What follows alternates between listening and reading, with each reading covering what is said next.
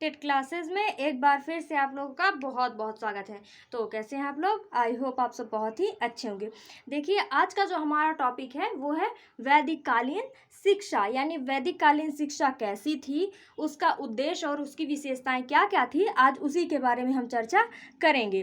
तो देखिए, जो प्राचीन काल की शिक्षा थी यानी वैदिक काल की शिक्षा थी, उसका उदय वेदों से माना जाता है या वेदों से ही उसका उदय हुआ है, क्योंकि उस समय ज्ञान के प्रमुख स्रोत वेद ही थे। ठीक है, तो वेद का क्या अर्थ होता है?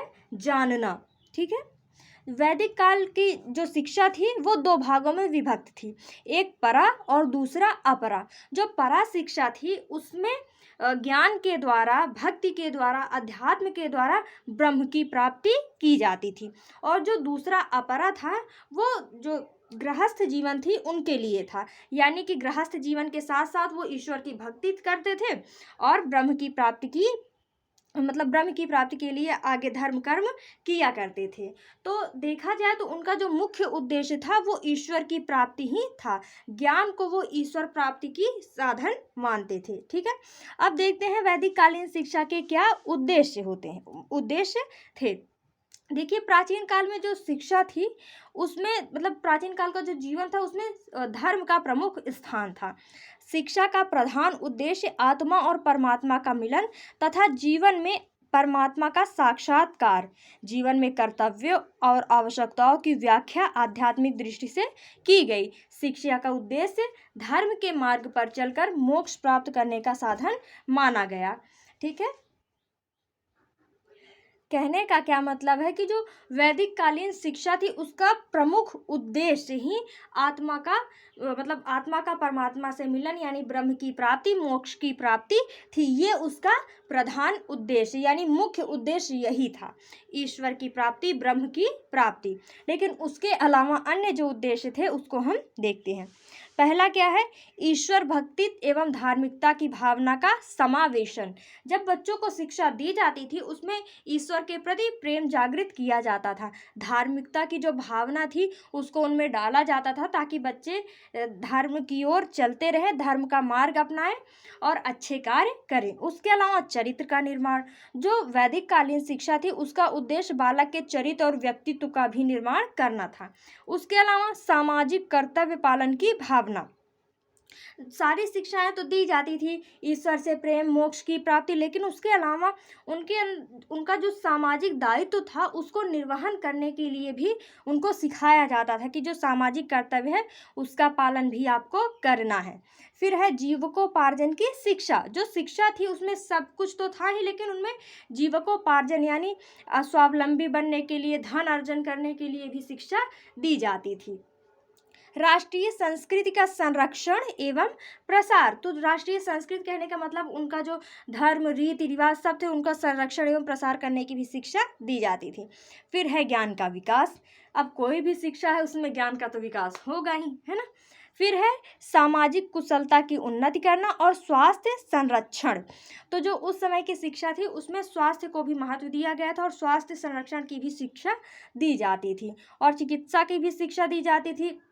जो बच्चे सीखना चाहते थे, ज़्यादातर तो मतलब सबको ही सिखाई जाती थी, जो मान सकते हैं एक हिसाब से जो डॉक्टरी होती है वो सबको सिखाई जाती थी, ताकि वो छोटी मोटी बीमारियों का इलाज स्वयं ही कर लें। ठीक है, अब आगे देखते हैं वैदिक कालीन शिक्षा की प्रमुख विशेषताएं, यानी कि वो जो शिक्षा थी उनमें कौन कौन सी विशेषताएं थी। तो पहली विशेषता है उपनयन संस्कार।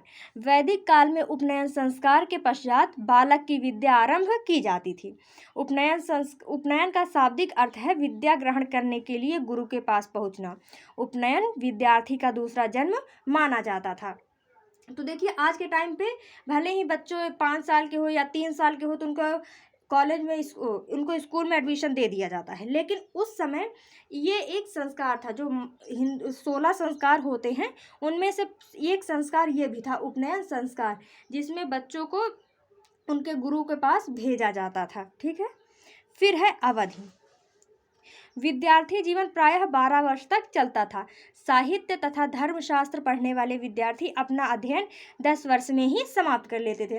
तो ये एक एवरेज अवधि है कि ज़्यादातर बच्चे 12 वर्ष में अपनी शिक्षा समाप्त कर लेते थे। उसके अलावा जो बच्चे साहित्य और धर्मशास्त्र पढ़ते थे वो 10 वर्ष में ही अपनी शिक्षा समाप्त कर लेते। तो उसके अलावा जो बच्चे वेदों के बारे में अध्ययन करते थे उन सबको और भी ज़्यादा टाइम लग जाता था। तो एक एवरेज अवधि 12 वर्ष की ही थी। उसके अलावा शिक्षण का समय, यानी कब उनको शिक्षा दी जाती थी, तो सुबह भी दी जाती थी कभी कभार शाम को भी दी जाती थी। तो शिक्षण का जो समय था वो निश्चित नहीं था, यानी कि सुबह में भी दी जा सकती थी और शाम को भी।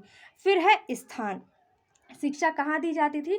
उनको प्राकृतिक वातावरण में दी जाती थी, प्रकृति की गोद में दी जाती थी, वृक्षों के नीचे बैठकर ही उनको शिक्षा दी जाती थी। ठीक है। फिर है शिक्षा संस्थाएं। तो शिक्षा संस्थाएं उस समय गुरुकुल ही था, यानी बच्चे गुरु के घर में ही जाते थे, वहीं पे शिक्षा ग्रहण करते थे।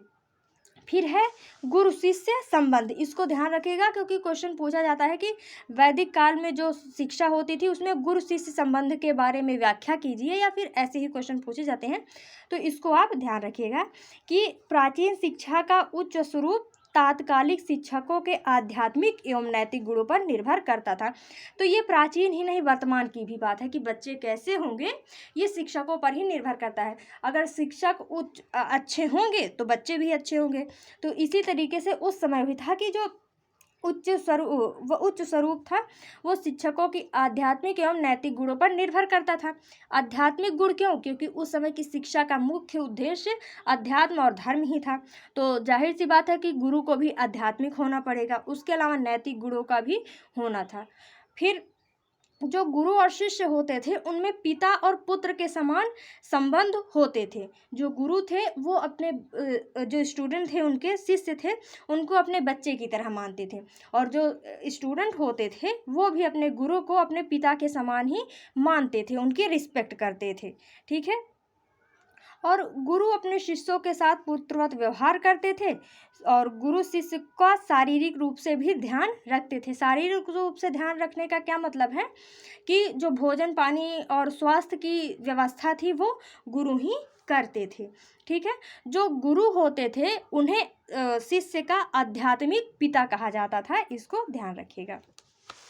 अब आगे विशेषता क्या है? पाठ्यक्रम। देखिए उस समय बहुत ज़्यादा तो पाठ्यक्रम थे नहीं, लेकिन जो मेन पाठ्यक्रम थे वो वेद, मंत्र, पुराण और ब्राह्मण पर ही आधारित होते थे।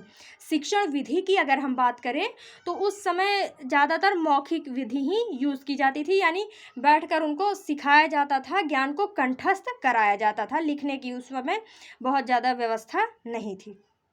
फिर है परीक्षा, जो कि मौखिक प्रश्नोत्तर के द्वारा होता था। इसके बारे में हम अभी आगे पढ़ते हैं। फिर है निःशुल्क शिक्षा व्यवस्था। जाहिर सी बात है उस समय निःशुल्क शिक्षा व्यवस्था थी, है ना,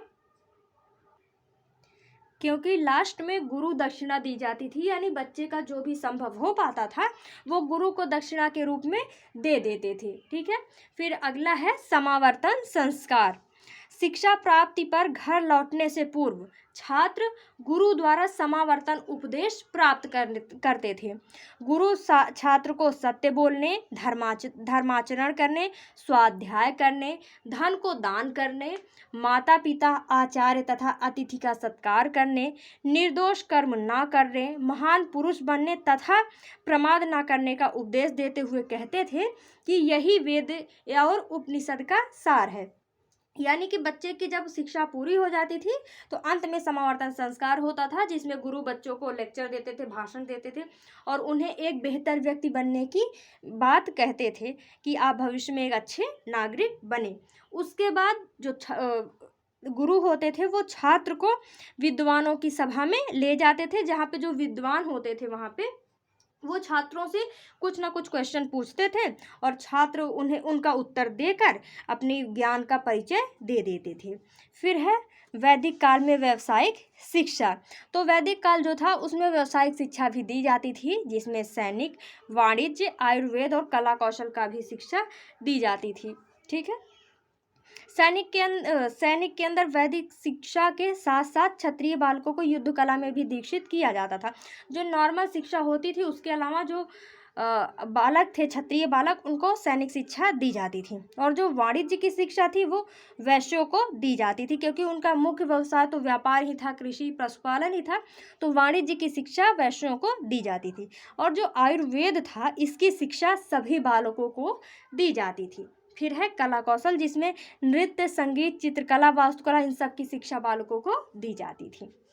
अब आगे देखते हैं वैदिक काल में स्त्री शिक्षा। देखिए, प्राचीन काल में नारी को पुरुषों के समान सामाजिक स्वतंत्रता प्राप्त थी।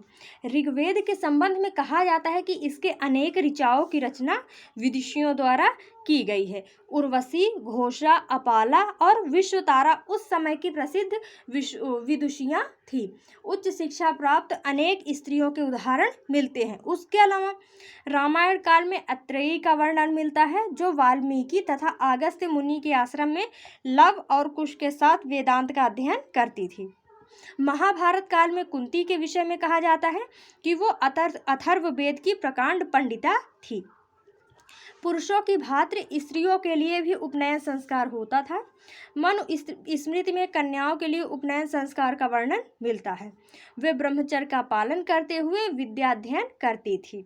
स्त्रियां वेद, मीमांसा आदि धर्मशास्त्रों का मनन करती थी। इसके अतिरिक्त वे संगीत, नृत्य तथा अन्य ललित कलाओं का भी अध्ययन करती थी। पतंजलि और कौटिल्य के वर्णन से विदित है कि स्त्रियों को सैन्य शिक्षा भी दी जाती थी। यानी कि अगर संक्षेप में हम वैदिक काल में स्त्री शिक्षा की बात करें तो पुरुषों के समान उनको भी शुरुआत में उपनयन संस्कार होता था। ब्रह्मचर्य का पालन करते हुए वो भी शिक्षा ग्रहण करती थी। तो ये था वैदिक काल में शिक्षा। अब अगले वीडियो में हम जो वैदिक कालीन शिक्षा है इसका मूल्यांकन यानी गुण दोष और जो वर्तमान में हमारी शिक्षा है इसमें क्या उनका लाभ हम ले सकते हैं, यानी उनका देन क्या है वर्तमान शिक्षा में, उसके बारे में हम चर्चा करेंगे। तो मिलते हैं नेक्स्ट वीडियो में। Thank you.